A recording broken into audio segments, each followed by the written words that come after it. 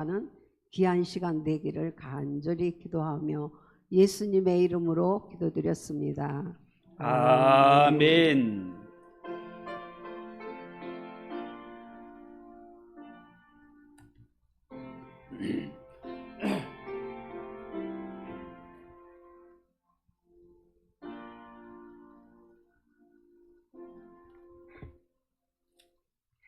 하나님 말씀 구약성경 스가랴 4장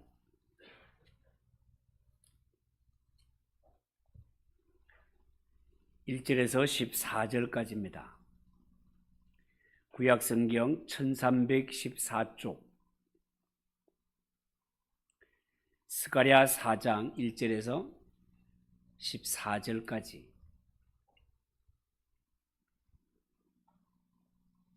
한 절씩 교독합시다.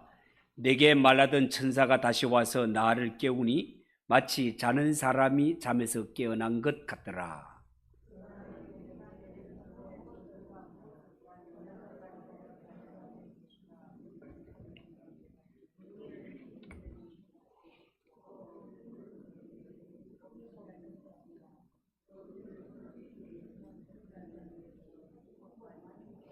그 등잔대 곁에 두 감람나무가 있는데 하나는 그 기름 그릇 오른쪽에 있고 하나는 그 왼쪽에 있나이다 하고,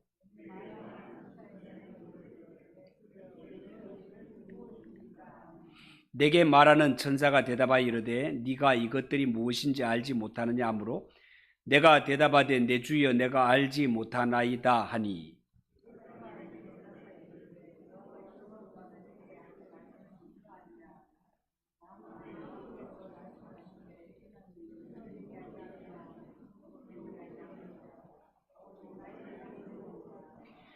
큰 산아 네가 무엇이냐, 네가 스룹바벨 앞에서 평지가 되리라.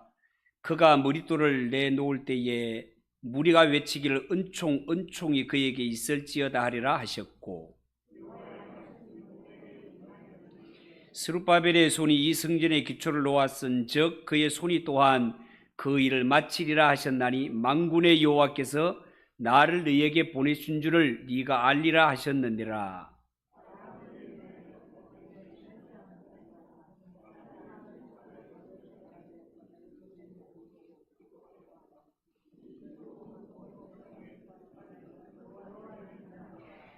내가 그에게 물어 이르되 등잔대 좌우에 두 감람나무는 무슨 뜻이니까 하고,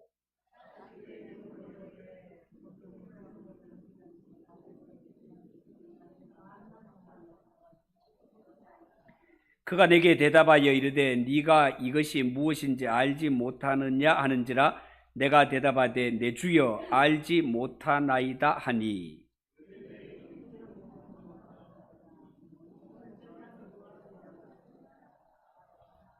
아멘. 아멘. 우리 한번 기도하겠습니다.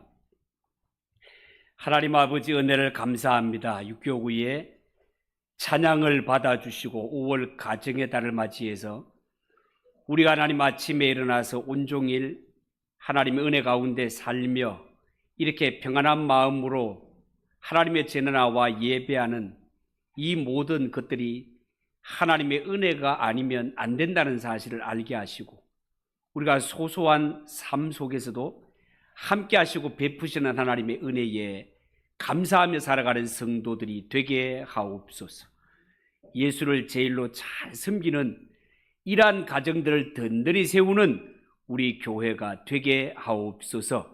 부족한 자가 말씀을 전합니다. 하나님 아버지, 말씀 앞에 겸손한 마음을 주시고 말씀이 아멘이 되고 말씀이 영의 양식이 되는 복된 시간이 되게 하옵소서. 예수님의 이름으로 기도하옵나이다. 아멘. 자, 오늘 읽은 이 말씀을 가지고 네가 무엇을 보느냐, 네가 무엇을 보느냐라는 제목으로 말씀을 전합니다. 여러분, 오늘 이 성경 말씀은요, 바벨론 포로에서 돌아온 유다 백성들이 폐허가 된 예루살렘에서 성전을 재건하고 있는 동안 하나님이 선지자를 통하여 주시는 말씀이 되겠습니다. 사람의 눈으로 볼 때 유다 백성들이 하고 있는 일은 너무나 보잘것없어 보입니다. 허무맹랑한 일을 하는 것 같이 보입니다. 여러분 한번 생각해 보세요. 나라가 망한 상태에서 성전을 재건해 봐야 무슨 소용이 있겠습니까? 이런 상태에서 성전을 지어봤자 초라한 성전밖에 지을 수 없으며 초라한 성전마저도 짓는다 해도 그 성전을 제대로 지켜나갈 힘도 없는 이런 지경이단 말이죠. 특히 당시의 세상은요, 군사력을 앞세워서 전쟁을 통해서 서로가 먹고 먹히는 이런 살벌한 상황인데 폐허가 된 도시에 성전 세우는 것이 무슨 의미가 있겠습니까? 많은 하나님은요, 이 연약한 백성들을 이끌고 성전을 재건하고 있는 스룹바벨을 아주 귀하게 보셨습니다. 스룹바벨이야말로 가장 위대한 일을 하고 있는 사람이요, 하나님은 그가 이 일을 마치게 될 것이라고 선지자를 통하여 말씀하십니다. 여러분, 오늘날 이 세상에서 가장 위대한 일을 하고 있는 사람들이 누구일까요? 이 세상에서 돈을 많이 버는 사업가들일까요? 아니면 큰 권력을 가진 정치가들일까요? 하나님의 눈으로 볼 때 그렇지 않습니다. 세상이 안고 있는 문제는 사람의 힘으로는 도저히 해결할 수 있는 것이 아니기 때문에 그렇습니다. 여러분이 이 세상에 많은 돈으로 어떤 큰 권력으로도 인류가 안고 있는 문제를 해결할 수 없습니다. 이 세상이 안고 있는 문제는 사람의 힘이 아니라 성령의 능력이 임해야 해결될 수 있는 것입니다. 그런 의미에서 사람들이 보기에는 하나님 앞에 나와서 말씀을 붙들고 기도하며 살아가는 자들이 어리석은 사람처럼 보이지만, 그러나 하나님이 보실 때는 하나님의 말씀을 붙들고 주의 전에 올라와 기도하는 자들이 가장 위대한 일을 행하는 사람들이라 하겠습니다. 여러분, 옛날에 하나님이 소돔과 고모라를 심판하실 때 그 성에 죄인들이 얼마나 많이 살고 있는가를 본 것이 아니라 의인들이 과연 몇 명 있는가를 보셨던 것처럼 하나님의 모든 관심은 언제나 하나님의 백성들에게 집중되어 있습니다. 그런 의미에서 오늘날 교회는 죄로 말미암아 지치고 상한 마음으로 불행하게 살아가고 있는 이 세상 사람들, 누구라도 쉽게 찾아와서 위로받고 고침받을 수 있는 영적 병원이 되어야 합니다. 자, 아시다시피 구약의 성전 안에는요, 등대가 있었습니다. 이 등대는 어둠을 밝힌다는 의미도 있었지만 사실은 하나님의 임재를 알리는 의미가 더 크다 하겠습니다.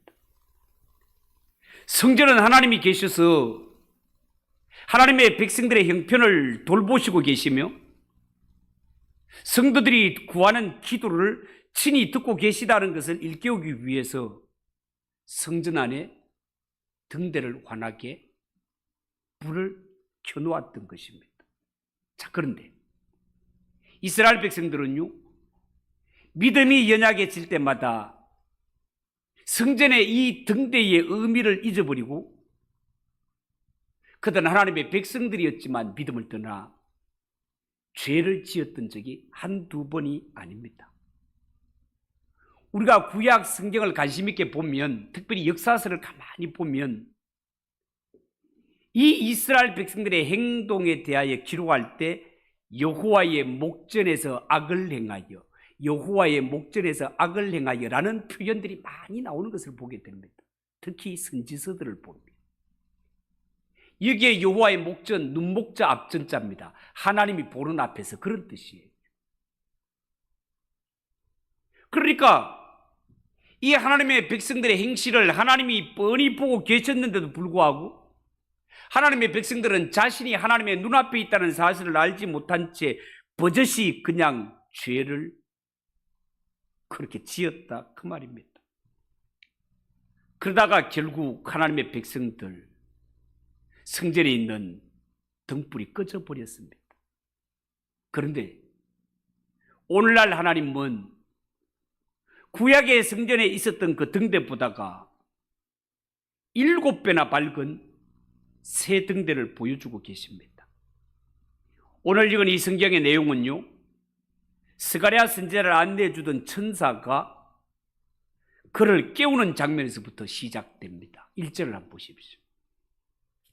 내게 말하던 천사가 다시 와서 나를 깨우니 마치 자는 사람이 잠에서 깨어난 것 같더라. 자, 그렇게 말했습니다. 여기서 우리가 짐작할 수 있는 것은요, 그동안 스가랴가 하나님이 보여주시는 환상을 보는 가운데 영적으로 정말 흥분 상태를 경험했으며, 지금은 하나님이 주신 이러한 영광의 체험을 하느라고 몸에 힘이 다 소진되어서 상당히 지쳐있는 상태였습니다. 그래서 오늘 성경은 천사가 마치 자는 사람을 깨우듯이 선지자를 깨웠다, 그렇게 표현하고 있습니다. 여러분, 정말 그렇습니다. 큰 은혜를 경험한 사람은요, 집에 돌아간 후에 사람들과 잘 어울리지 못하고 짜증을 낼 때가 있습니다. 왜 그런가 하면 그것은 이 하나님의 은혜를 체험하는 가운데 체력이 많이 소모된다다가 새로운 현실에 적응될 준비가 되지 않았기 때문에 그렇습니다.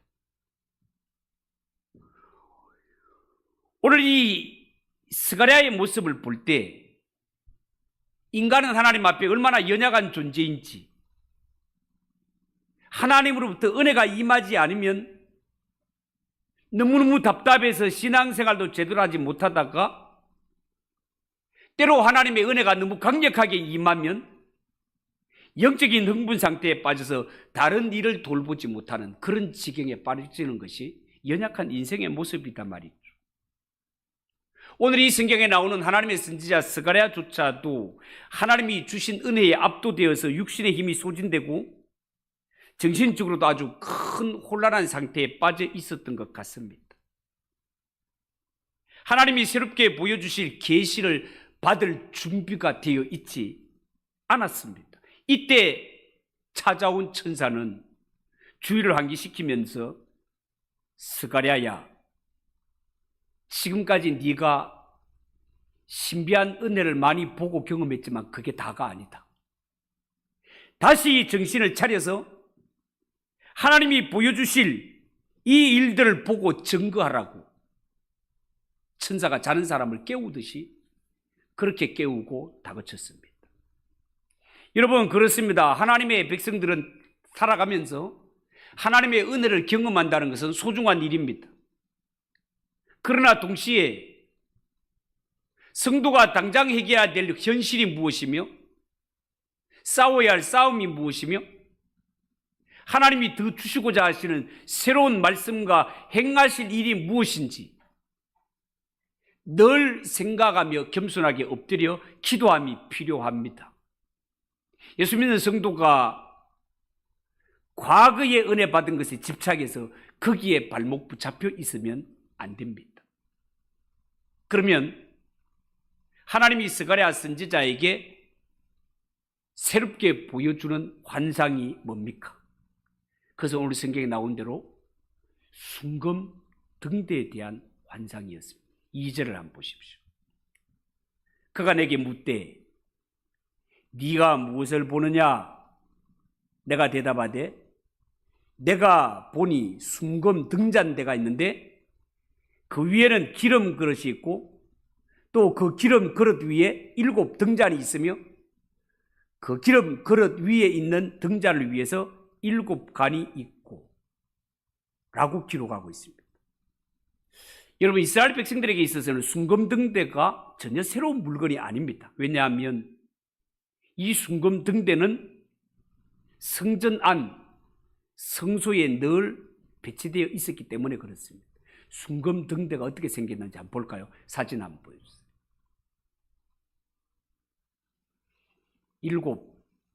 7가지로 만들어져 있는, 순금으로 만들어진 저 순금 등대가 하나님의 성전, 그것도 성소 안에 늘 배치되어 있었다라는 겁니다.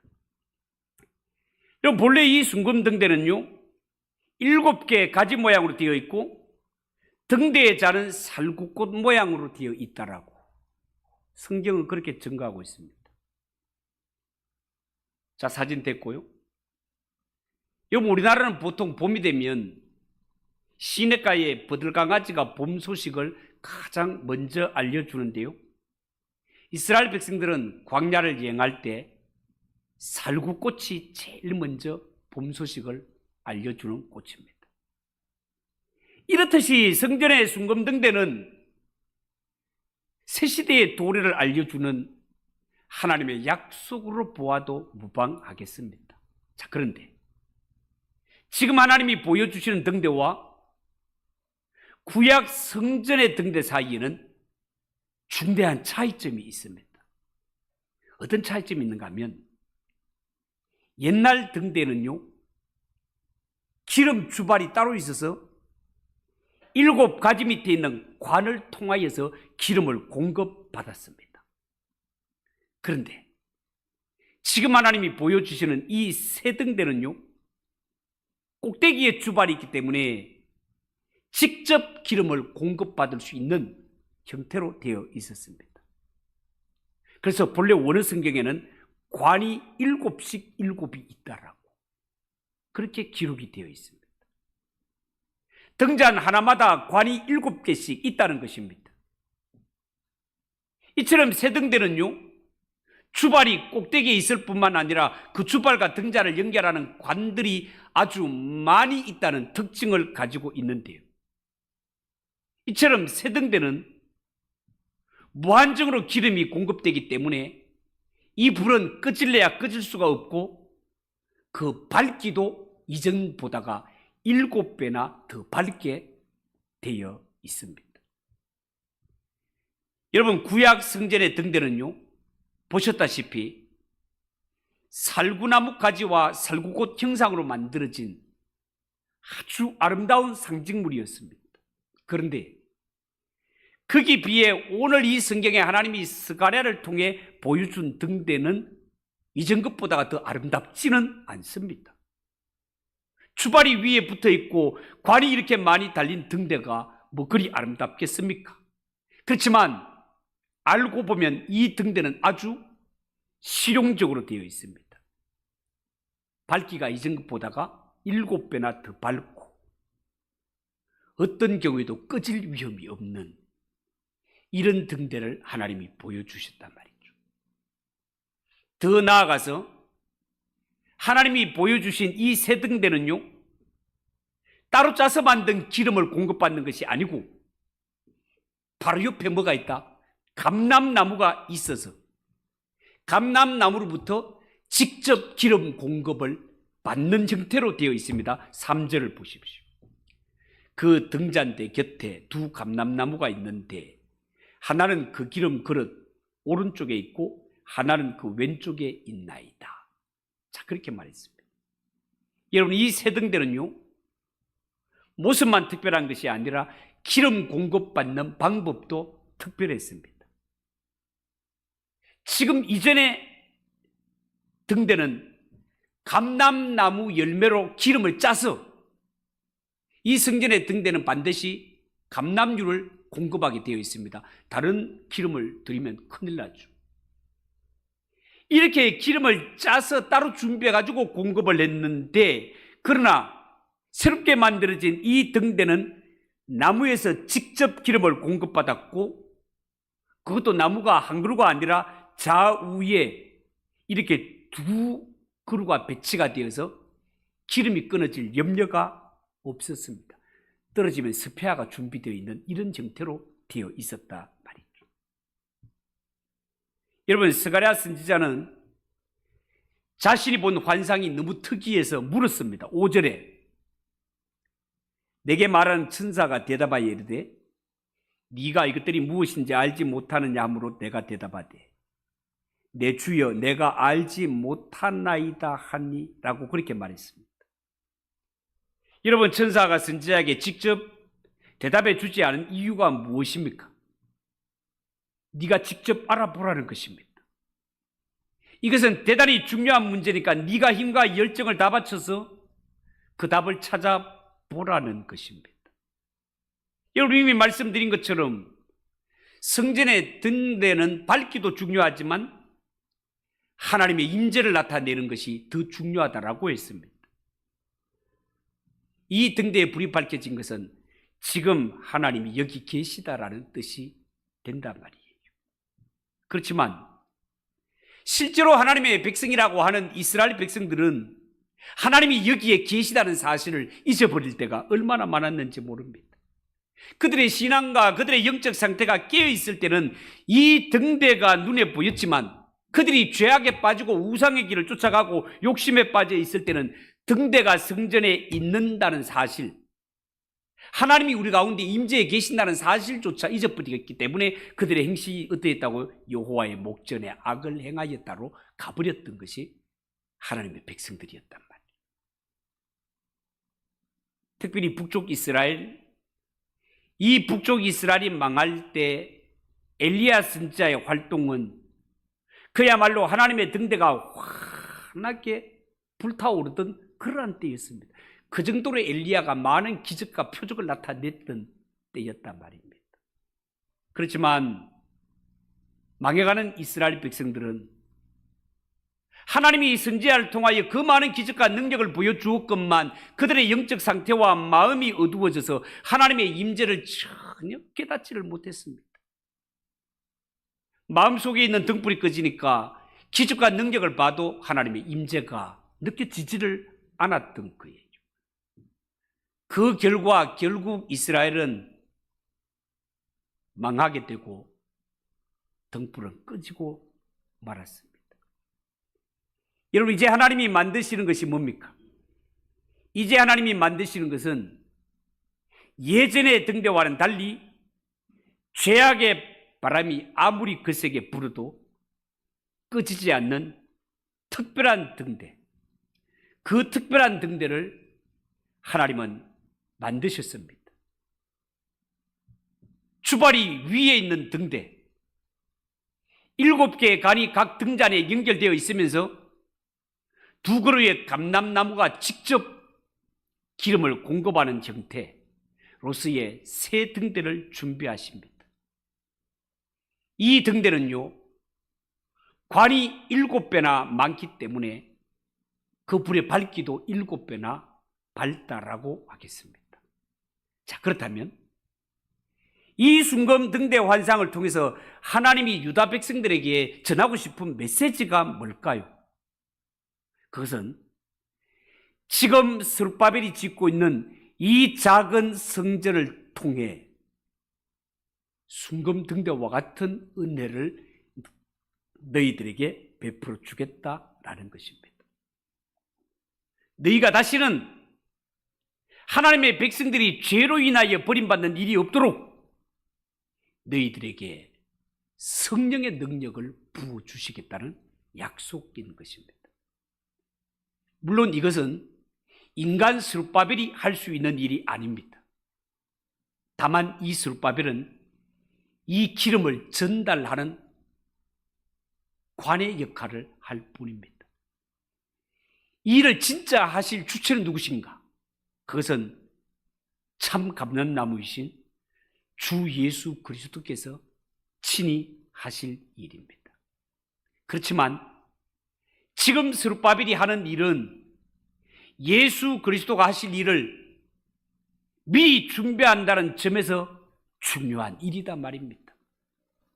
이 작은 성전을 짓는 일이 사람들 눈에는 시시해 보이고 얼토당토 않는 일처럼 보이지만, 그러나 하나님이 보실 때 이 스룹바벨은 지금 온 인류를 위하여 가장 중요한 일을 하고 있는 사람이다라는 것을 증거하고 있는 것입니다. 여러분, 사람들은요, 때로 죄를 알지 못해서 죄의 종노릇하며 살 때가 많습니다. 자신은 지금 죄에 빠져 타락한 삶을 살고 있으면서도 남들도 다 이렇게 사는데 뭐 이렇게 사는 게 내 운명이야 하면서 그 죄악된 삶에서 빠져나오려 하지 않는 이런 가운데 살아가는 자들이 세상에 많이 있다 그 말입니다. 또한 자신이 무슨 죄에 빠졌다는 사실을 깨달았다 해도 어떻게 해야 치료받을지 어떻게 해야 회복될지 몰라서 자포자기하는 사람들도 세상에는 많습니다. 여러분, 이런 때에 개인도 공동체도 회생할 수 있는 유일한 방법은 인간에게 소망이 있는 것이 아니라 하나님이 불쌍히 여기셔야 되는 일입니다. 하나님이 불쌍히 여기셔서 이전보다 더욱더 강력한 성령의 역사, 7배나 더 밝아진 이러한 성령의 역사를 우리에게 베풀어 주실 때 죄인들이 정신을 차리고 흩어진 마음을 다시 회복시킬 수 있다 그 말입니다. 자, 그런 의미에서 오늘날 예수 믿는 성도 저와 여러분이 신약 시대에 살고 있다는 그 사실 그 자체가 얼마나 큰 은혜고 얼마나 큰 복인지 모릅니다. 신약 시대에 살고 있다는 것은 하나님이 그렇게 7배로 밝은 이 금등대를, 순금등대를, 어떤 상황에도 꺼지지 않는 이 순금등대를 우리에게 주시겠다고 한 것이 이 순금등대가 성령님을 상징하는 것이었는데, 신약시대에 살고 있다는 말은 예수님이 이 땅에 오셔서 부활하여 성천하신 후에 우리에게 보혜사 성령을 보낸 시대에 우리가 살고 있다 그 말입니다.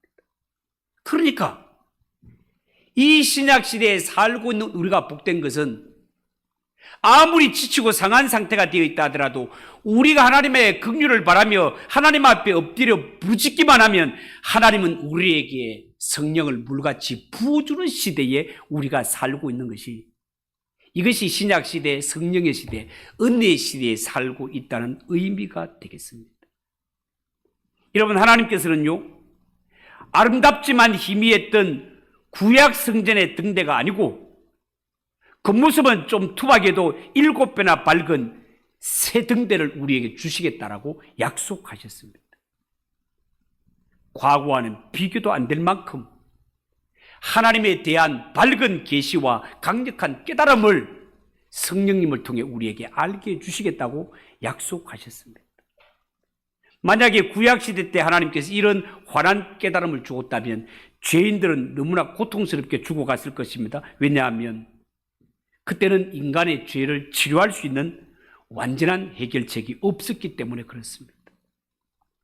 그들은 치료법을 모르는 병으로 고생하는 환자처럼 중병에 시달리다가 죽고 말았을 것입니다. 그렇지만 신약 시대를 살아가고 있는 우리에게는 주 예수 그리스도의 십자가 보혈이 있습니다. 여러분, 예수님의 십자가 그 위에 흘리신 보혈은 우리 인간의 힘으로는 도저히 해결할 수 없는 죄의 문제를 깨끗이 해결하고도 능력 있는, 그것이 보혈의 능력인 줄 믿으시기 바랍니다. 아무리 끔찍한 죄를 지은 사람도 예수님의 십자가 앞에 나오면 얼마든지 치료받을 수 있습니다. 아무도 해결할 수 없는 이러한 문제를 안고 살아가는 이러한 심령이라 하더라도 예수님 앞에 나와 성령 충만함을 받으면 하나님께서 어두워진 우리의 지각을 7배나 더 밝혀서 우리의 죄를 깨달아 하나님 앞에 회개하게 하고, 회개하는 심령은 다시 살아나도록 하나님이 책임져 주신다 그 말입니다.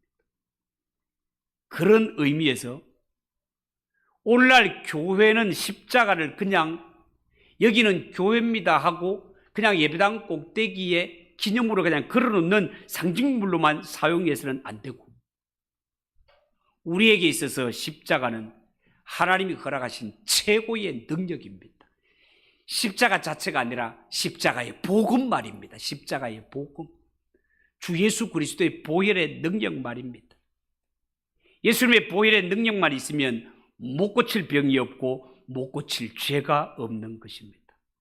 그래서 예수 믿는 성도는 성도도 교회도 반드시 이 십자가의 복음의 능력으로 무장해서 세상을 향해서는 말씀을 떠난 모든 것이 하나님이 가장 싫어하는 죄라는 사실을 알리고 고발해야 할 것이며, 또한 이 세상 어떤 죄악의 문제라도 이 죄 문제로 인하여 낙심하고 쓰러진 심령이 있다면 이 죄의 문제를 해결하고 구원받을 수 있다는 길이 있다는 사실을 그들에게 반드시 알려줘야 됩니다.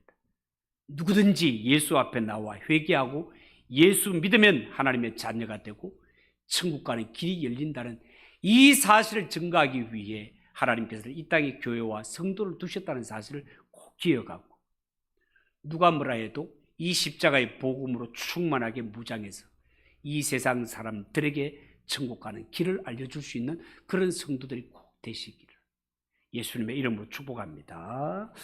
기도하겠습니다. 하나님 아버지, 은혜를 감사합니다. 오늘 이 선지자에게 순금등대를 보여주면서 하나님, 앞으로는 정말 7배 더 밝아진 이러한 순금등대를 주시며 예수 그리스도를 통하여서 인생의 해결을 하지 못하는 이 죄의 문제와 죽음의 문제를 깨끗이 해결해 줄 것을 말씀을 통하여 알게 하시니 감사합니다. 하나님 아버지, 우리 예수 믿는 성도가 다른 것은 없어도 죄사함 받을 수 있는 길은 알고 있어야 되고, 천국 가는 길은 예수라는 사실, 이 사실은 반드시 알아 이 세상 사람들 아무도 줄 수 없는 이 복음을 넉넉히 나누어 주고도 남음 있는 성도들이 되게 하옵소서.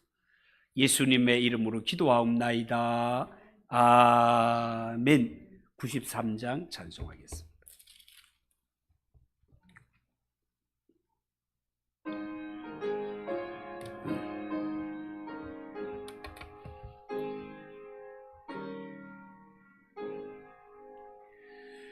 예수는 나의 힘이요 내 생명 되시니, 구주 예수 떠나 살면 죄 중에 빠지리.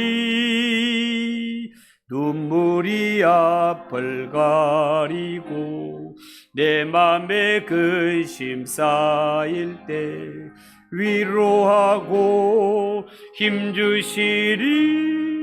주의